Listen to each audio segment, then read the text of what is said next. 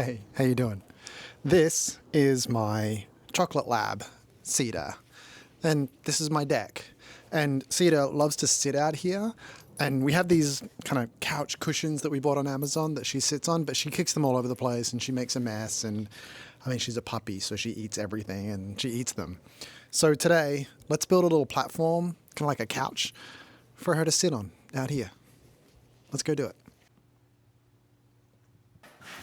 Cushions, paper. All we really need here is kind of like a box and to hold these, and then some legs. But to do that, we need to know how big we need to make our box.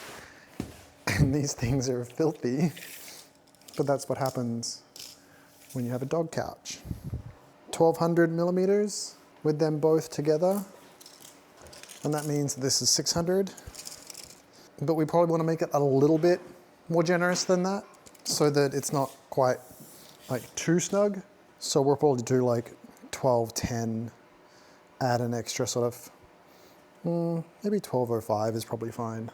And then for what we're going to build, I'm thinking a top, some wood, some legs on the side, and then slats to hold it up. Super complicated, huh? As with pretty much all projects, this just starts with breaking down some rough lumber. My rough lumber is stored underneath the deck that I'm building the couch for, which is, I suppose, convenient. Whenever I use studs from the big box store, I actually really like to just run them over the joiner and through the planer. It cleans up the edges, it kind of makes them look a bit nicer, and the wood isn't that terrible, and then you end up with something that is dimensionally accurate, they're all the same size, and really it just makes it easier to work with.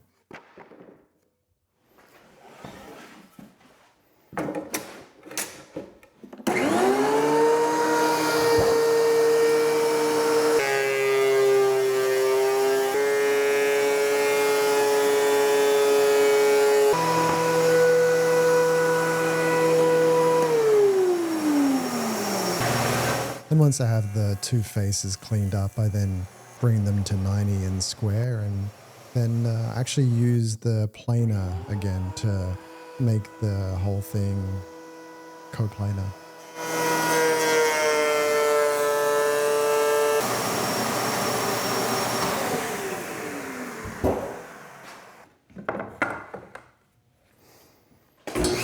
With all that milling done, now it's just a matter of cutting them down to the right lengths.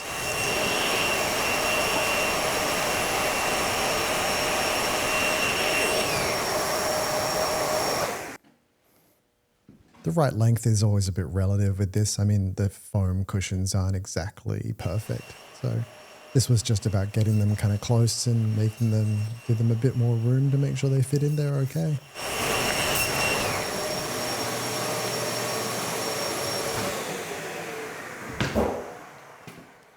So I think I've got it in a pretty good place. One of the tricky things is that because of the shape of them, they're not really the most perfect dimensions. So I've just kind of cut the base to be roughly about the right size.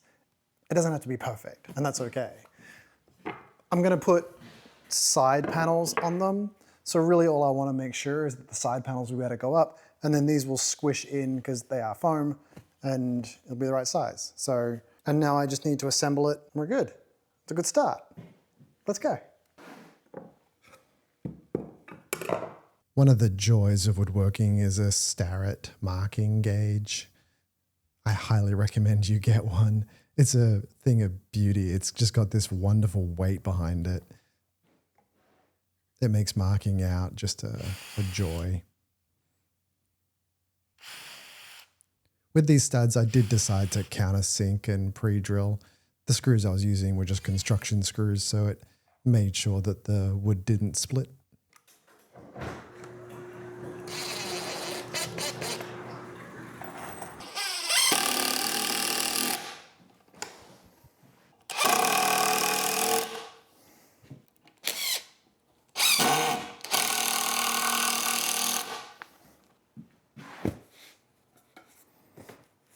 Good.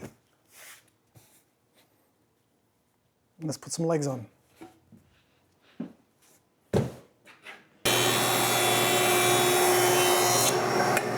For the legs, I'm just using some 4x4 cedar that I had laying around.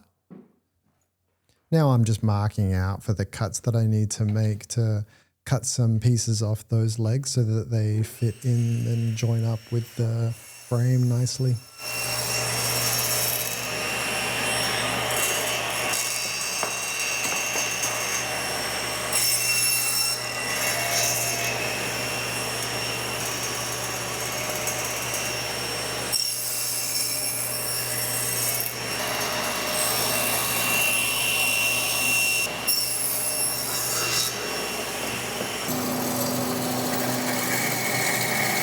Now I'm just cutting out the big bunch of waste.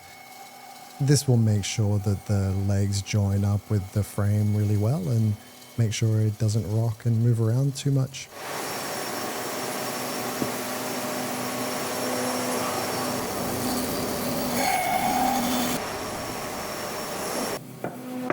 And then you can see here we've got like a nice, really good fit, and they'll go in there nicely. I just need to screw them in place.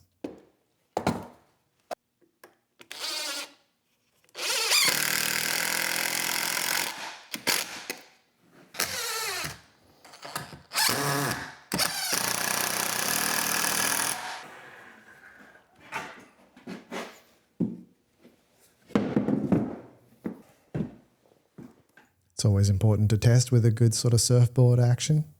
Yep, that worked.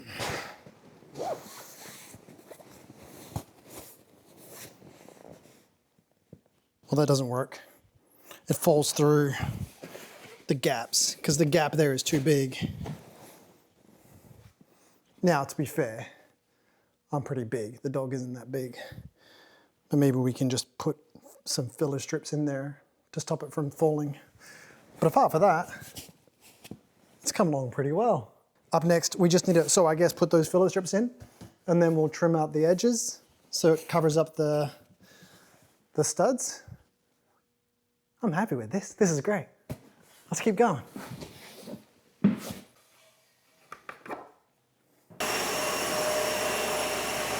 To add some spacer blocks to make it a bit more stable, I just cut them all in place, and it took a bit of time, but I mean, it wasn't that bad, and I got it done.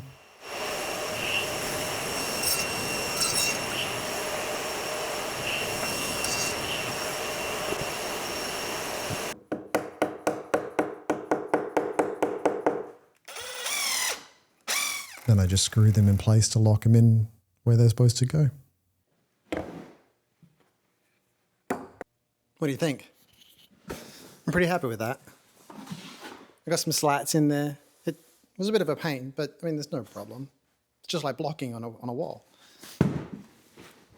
Now I'm going to put some of this cedar, because her name is Cedar, around the edge to act as kind of a trim for it.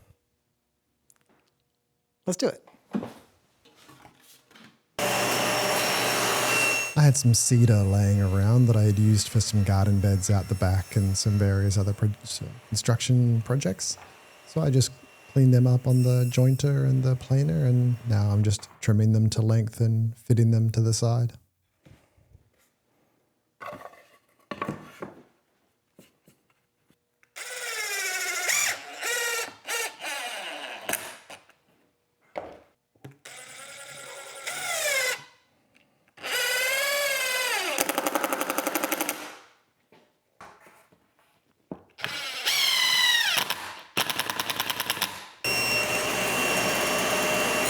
You can see there I've actually got a block clamped to the frame that helps it just rest the trim piece on and holds it in place while I screw it in.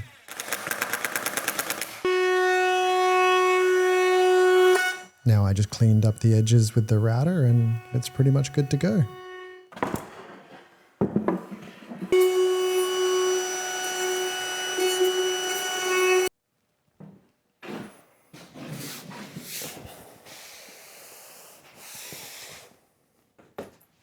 So what do you think?